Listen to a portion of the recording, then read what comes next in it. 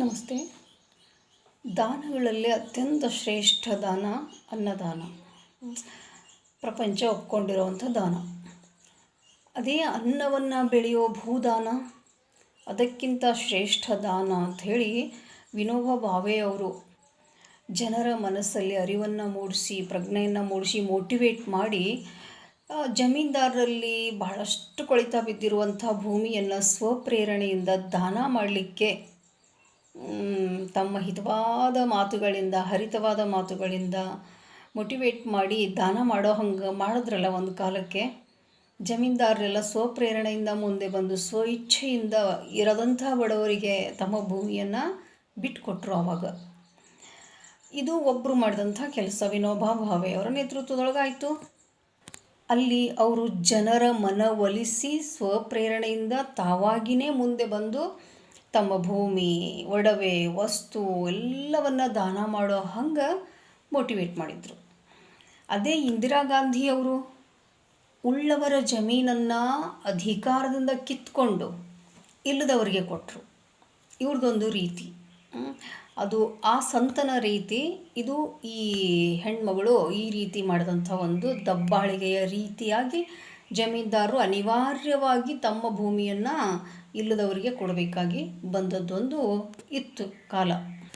ಆದರೆ ಈಗಿನ ಸರ್ಕಾರಗಳು ಅಭಿವೃದ್ಧಿಯ ಹೆಸರಲ್ಲಿ ರೈತರಿಂದ ಭೂ ಕಬಳಿಕೆ ಮಾಫಿಯಾ, ರೈತರಿಂದ ಹೆಂಗೆ ಕಿತ್ಕೋತಾ ಇದ್ದಾರಂತಂದರೆ ದಬ್ಬಾಳಿಕೆ ಮಾಡಿ, ಆಕ್ರಮಣ ಮಾಡಿ, ದೌರ್ಜನ್ಯ ಎಸಗಿ, ಹೊಡೆದು ಬಡೆದು ಮತ್ತು ದುಡ್ಡಿನ ಆಮಿಷ ಒಡ್ಡಿ ರೈತರಿಂದ ಭೂಮಿಯನ್ನು ಖರೀದಿ ಮಾಡ್ತೀವಿ, ಇಲ್ಲಿ ನಾವು ಒಳ್ಳೊಳ್ಳೆ ಅಭಿವೃದ್ಧಿ ಕಾರ್ಯಗಳನ್ನು ಮಾಡ್ತೀವಿ, ಇದು ಬರಡು ಭೂಮಿ ಅಂಥೇಳಿ ಸುಳ್ಳಾಗಿ ವರದಿಯನ್ನು ತಯಾರು ಮಾಡಿ ಫಲವತ್ತಾದ ಭೂಮಿಯನ್ನು, ಬಂಗಾರದಂಥ ಬೆಳೆ ಬೆಳೆಯುವ ಭೂಮಿಯನ್ನು ಕೋರ್ಟ್ಗಳಲ್ಲಿ ಇದು ಮರಡು ಭೂಮಿ, ಏನನ್ನೂ ಬೆಳೆಯೋಕ್ಕೆ ಯೋಗ್ಯವಿಲ್ಲದ ಭೂಮಿ, ಆದ್ದರಿಂದ ಇಲ್ಲಿ ನಾವು ಇಂಡಸ್ಟ್ರಿಯಲ್ ಏರಿಯಾ ಮಾಡ್ತೀವಿ, ಅದಕ್ಕೋಸ್ಕರ ಇದನ್ನು ನಮಗೆ ರೈತರಿಂದ ಕೊಡಿಸ್ಬೇಕು ಅನ್ನೋ ಮನವಿಯನ್ನು ಮಾಡಿಕೊಂಡಂಥ ನಿರ್ಲಜ್ಜ ನಾಚಿಕೆಗೆಟ್ಟ ಸರ್ಕಾರ ಇವತ್ತು ಕರ್ನಾಟಕದಲ್ಲಿ ಇದೆ.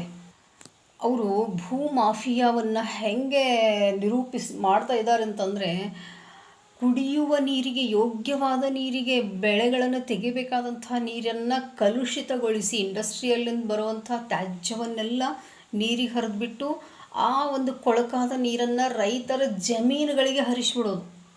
ಅಂಥ ಕೊಳಕು ನೀರು ತಿಂದಂಥ ಭೂಮಿ, ಕುಡಿದಂಥ ಭೂಮಿ ಮುಂದೆ ಅದು ವಿಷದ ಫಲವನ್ನೇ ಕೊಡಲಿಕ್ಕೆ ಶುರು ಮಾಡ್ತದೆ. ಕೆಲವೊಂದು ಕ್ರಮೇಣ ಅದು ಫಲ ಕೊಡೋದನ್ನೇ ನಿಲ್ಲಿಸಿಬಿಡ್ತದೆ. ಆವಾಗ ಅದು ಬಂಜರಾಗಲಿ ಅನ್ನೋ ಒಂದು ದುರಾಲೋಚನೆ ಇಟ್ಕೊಂಡು ಈ ಸರ್ಕಾರದವರೀಗ ಭೂ ಮಾಫಿಯಾ ಅನ್ನೋದನ್ನು ಸೃಷ್ಟಿ ಮಾಡಿಕೊಂಡು ಆ ಭೂಮಿಯನ್ನು ಒತ್ತಾಯದಿಂದ ರೈತರಿಂದ ಕಿತ್ಕೊಂಡು, ಅಲ್ಲೇನು ಇಂಡಸ್ಟ್ರಿಯಲ್ಲಿ ಎಂಥದ್ದು ಸುಡುಗಾಡು ಮಾಡಲ್ಲ ಇವರು. ಅಲ್ಲಿ ಕಲ್ಲು ಹಾಕೋದು ಅಷ್ಟೇ ಕೆಲಸ ಇವ್ರದ್ದು, ಅಡಿಗಲ್ಲು, ಇಂಥದ್ದನ್ನು ಮಾಡ್ತೀವಿ ಅಂಥೇಳಿ. ಏನನ್ನೂ ಮಾಡ್ದೇನೆ ಏನು ಮಾಡ್ತಾ ಇದ್ದಾರೆ ಅದನ್ನು ಅಂತಂದರೆ, ತಮ್ಮ ರಿಯಲ್ ಎಸ್ಟೇಟ್ ಬಿಸ್ನೆಸ್ಗೋಸ್ಕರ ಕೋಟಿ ಕೋಟಿ ಕೋಟಿ ಕೋಟಿ ಬಾಚಿಕೊಂಡು ತಮ್ಮ ಭಂಡಾರವನ್ನು ತುಂಬಿಕೊಳ್ಳೋಕ್ಕೋಸ್ಕರ ರೈತರ ಮನೆಗಳನ್ನು, ಹೊಲಗಳನ್ನು ಲೂಟಿ ಮಾಡ್ತಾ ಇದ್ದಾವೆ ಕಳ್ಳಕಾಕರ ಸಂತೆಯ ಸರ್ಕಾರ. ವಿಮಾನ ನಿಲ್ದಾಣ ಮಾಡ್ತೀವಿ, ಇಂಡಸ್ಟ್ರಿಗಳು ಮಾಡ್ತೀವಿ, ಏನೇನೋ ಹೇಳ್ತಾರೆ ಗೌರ್ಮೆಂಟ್ಸ್ ಅವರು. ಆವಾಗ ಕೋಟಿಗಟ್ಟಲೆ ರೈತರಿಗೆ ಕೊಡ್ತಾರೆ. ಅವರು ಕೊಟ್ಟಂಥ ಕೋಟಿ ತಗೊಂಡಂಥ ರೈತ ಒಂದೆರಡು ಟ್ರ್ಯಾಕ್ಟರೋ, ಒಂದೆರಡು ಕಾರೋ ಬಾರೋ, ಒಂದೆರಡು ಬಂಗ್ಲೆನೋ ಏನೋ ಒಂದಿಷ್ಟು ಮೋಜು ಮಸ್ತಿ ಉಡಾಯಿಸಿ ಒಂದು 4 ವರ್ಷಕ್ಕೆ ಖಾಲಿ ಆಗ್ಬಿಡ್ತಾನೆ. 4 ವರ್ಷದ ನಂತರ ಏನು ಅವನ ಗತಿ, ಅವನ ಮಕ್ಕಳ ಗತಿ, ಅವ್ರ ಮನೆತನದ ಗತಿ? ಅವರು ತಲೆತಲಾಂತರಗಳಿಂದ ಬದುಕಬೇಕಲ್ಲ. ಒಂದು ಮನೆತನ ಅಂದರೆ ಒಬ್ಬರದ್ದು ಇರಲ್ಲ ತಲೆ. ಮುಂದಿನವರು ಹಿಂದಿನವರು ಎಲ್ಲ ರೆಕಗ್ನೈಸ್ಡ್ ಆಗಿಯೇ ಒಂದು ಮನೆತನ ಗುರುತಿಸ್ಕೊಂಡಿರ್ತದೆ.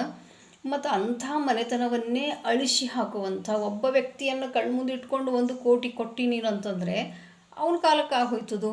ಮುಂದೆ ಭೂಮಿ ಇತ್ತು ಅಂದರೆ ಅವನ ಮಕ್ಕಳು, ಮೊಮ್ಮಕ್ಕಳು, ಮನೆತನಗಳು ಉತ್ತು ಬಿತ್ತು ಹೊಟ್ಟೆಪಾಡನ್ನು ನೋಡ್ಕೋತವೆ, ಕೆಲಸ ಕಂಡ್ಕೋತವೆ ಅವು.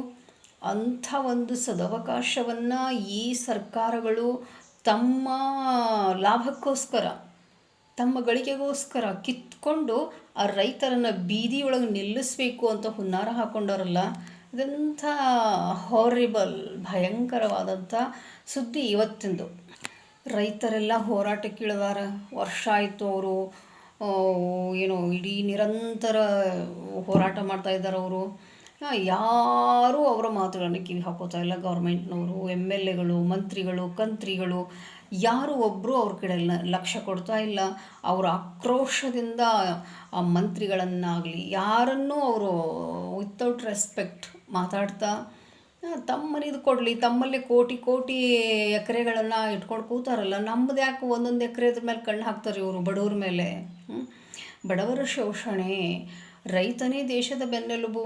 ಅನ್ನ ಕೊಡೋ ರೈತನನ್ನೇ ಈ ರೀತಿ ಸುಲಿದು ಉಪ್ಪು ಹಾಕಿ ತಿಂದರೆ ಮುಂದೆ ತಿಂತಾರೇನು ಇವರು? ರೈತನನ್ನು ದೇವರು ಅಂತಲೇ ನಾವು ಗೌರವಿಸ್ಕೊಂಡು ಬಂದಿರೋದು ಯಾವಾಗಲೂ. ಇಂಡಸ್ಟ್ರಿಗಳನ್ನು ಮಾಡಿ ಅವುಗಳೋ ಹೊಗೆಯಿಂದ, ತ್ಯಾಜ್ಯಗಳಿಂದ ಅಲ್ಲಿನ ಜನರ ಅಂದರೆ ಅಲ್ಲಿನ ಸುತ್ತಮುತ್ತಲ ಜನರ ಆರೋಗ್ಯ ಅದೆಷ್ಟು ಹದಗೆಟ್ಟಿತು ಅಂಥೇಳಿ ಒಂದು ವರದಿ ಬಂತಲ್ಲ ಕೊಪ್ಪಳದಿಂದ.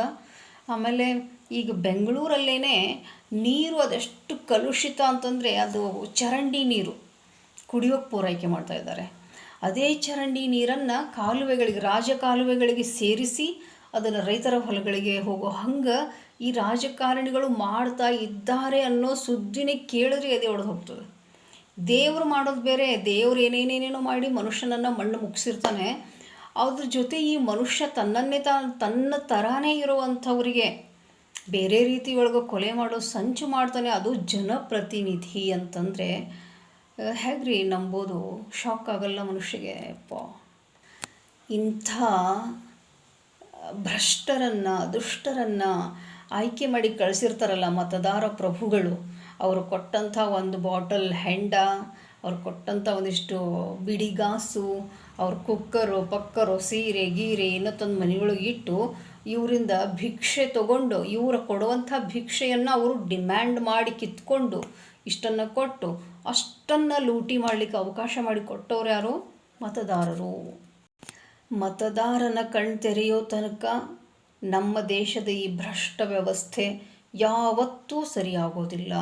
ಸಾಮಾನ್ಯ ಮತದಾರ ತಾನೂ ಲಂಚವನ್ನು ತಗೊಳ್ಳೋದಿಲ್ಲ, ಲಂಚ ತಗೊಳ್ಳುವಂಥ ಜನಪ್ರತಿನಿಧಿಯನ್ನು ನಾನು ಆಯ್ಕೆ ಮಾಡೋದಿಲ್ಲ ಅನ್ನೋ ಪರಿಜ್ಞಾನವನ್ನು ಬೆಳೆಸ್ಕೋತಾನಲ್ಲ, ಆವಾಗಲೇ ಈ ದೇಶದೊಳಗೊಂದು ಹೊಸ ಅಲೆ ಬರಬಹುದೇನೋ. ಕ್ರಾಂತಿ ಆಗಬೇಕು. ಕ್ರಾಂತಿ ಒಬ್ಬಿಬ್ಬರಿಂದ ಆಗಲ್ಲ. ಇದು ದೊಡ್ಡ ಪ್ರಜಾಸತ್ತಾತ್ಮಕ ದೇಶ. ಇಲ್ಲಿ ಲಕ್ಷೋಪಲಕ್ಷ ಜನ ಕ್ರಾಂತಿಯೊಳಗೆ ಭಾಗಿಯಾಗಬೇಕು.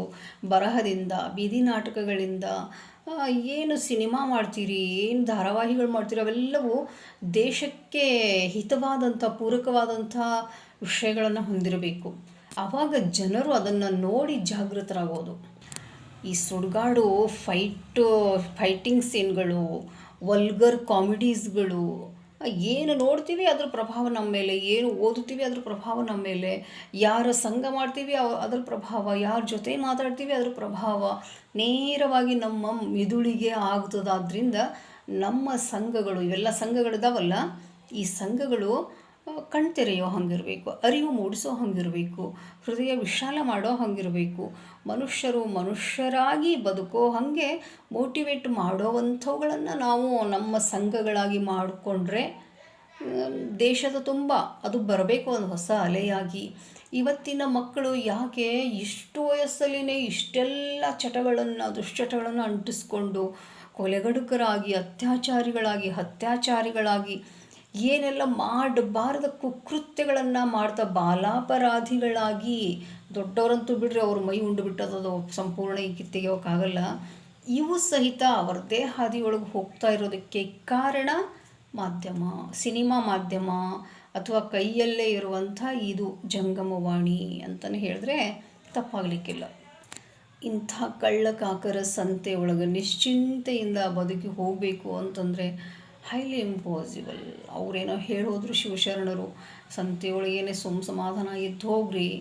ಇವ್ರು ಸಮಾಧಾನ ಆಗಿರಲಿಕ್ಕೆ ಯಾರನ್ನೂ ಬಿಡಲ್ಲ. ಎಷ್ಟೇ ನಾವು ಮೌನವಾಗಿ ಒಂದು ಮೂಲೆ ಹಿಡಿದು ಕೂತ್ಕೋತೀವಿ ಅಂದರೂ ಕೂಡ ಈ ವ್ಯವಸ್ಥೆ ಬಿಡಲ್ಲ ಮನುಷ್ಯನ ಈ ದುರಂತಕ್ಕೆ, ಈ ದುರ್ಗತಿಗೆ, ಈ ದುರವಸ್ಥೆಗೆ ಅವನ ದುರಾಸೆ, ಲೋಭಿತನ ಇವೇ ಕಾರಣ. ಅತಿಯಾದ ಆಸೆ ಅವನನ್ನು ಅಧಪತನಕ್ಕೆ ತಳ್ತಾ ಇದೆ. ಜನರನ್ನು ಆಳುವ ಜನಪ್ರತಿನಿಧಿಗಳೇ ಈ ರೀತಿ ದುರಾಸೆಗೊಳಗಾಗಿ ಜನರನ್ನು ದೋಚೋಕೆ ನಿಂತುಬಿಟ್ರೆ ಇನ್ನು ಜನಸಾಮಾನ್ಯರ ಗತಿ ಏನ್ರಿ? ಅವ್ರು ಯಥಾ ರಾಜ ತಥಾ ಪ್ರಜಾ, ಬೇರೆ ಆಯ್ಕೆನೇ ಇಲ್ಲ ಅವಕ್ಕೆ. ಅವರಪ್ಪ ಹೆಂಗೆ ಮಾಡ್ತಾನೆ ಮಗ ಹಾಗೇನೆ, ಅಮ್ಮ ಹೆಂಗಿದ್ದಾಳೆ ಮಗಳು ಹಾಗೇನೆ, ರಾಜ ಹೆಂಗಿದ್ದಾನೆ ಪ್ರಜೆಗಳು ಕೂಡ ಹಾಗೆ ಇರೋದು. ಕಾಲದಿಂದ ಕಾಲಕ್ಕೂ ಸರ್ವವಿಧಿತ ಅದು. ಈಗಲೂ ಆಗ್ತಾ ಇರೋದು ಅದೇ, ಬೇರೆ ಏನಿಲ್ಲ. ಕಾಲ ಕೆಟ್ಟಿಲ್ಲ, ಮನುಷ್ಯನ ತಲೆ ಕೆಟ್ಟಿದೆ, ಮನುಷ್ಯನ ಆಲೋಚನೆಗಳು ಕೂಲಗೆಟ್ಟಿವೆ. ಆದ್ದರಿಂದ ಇಂಥ ದುಷ್ಕರವಾದ ಕಾಲ ಬಂದಾಗಿದೆ. ಅನುಭವಿಸದೆ ಬೇರೆ ದಾರಿ ಇಲ್ಲ.